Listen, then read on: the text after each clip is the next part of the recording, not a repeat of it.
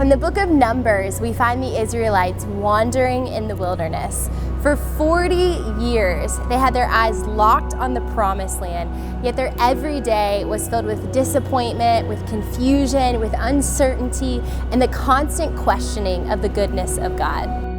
The key piece to this story, however, is that God sent a visual representation of His presence to lead the Israelites through the wilderness. There was a cloud during the day and a pillar of fire that hovered over their camp. God was literally leading the Israelites through the wilderness.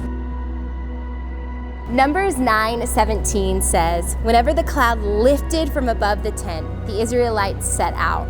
And whenever the cloud settled, the Israelites encamped." You see, when God moved, the Israelite people moved. I can imagine every single morning when they woke up, the first thing they did was look for the cloud, wondering where He had moved and where they were going. Doesn't 2020 feel like wandering in the wilderness? In the midst of the disappointment, 5, 6, 7 months in, have you stopped looking for the cloud? Have you lost hope in what God is doing? Have you been waking up with complacency instead of anticipation of how God is moving? So whether you believe it or not, God is on the move in big ways and in small ways, in living rooms, in the midst of closings and cancellations, in the hearts and the minds of people all across the country. God is on the move.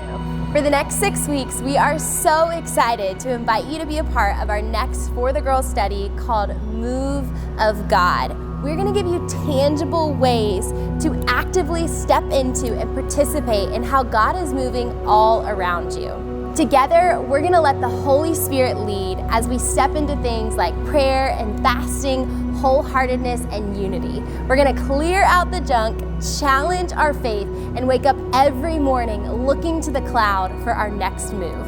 So let's be like the Israelite people and let God's presence be our guiding force as we navigate these hard days. When He moves, we're gonna move. When He stays, we're gonna stay. And when He calls us to act, we're gonna be ready.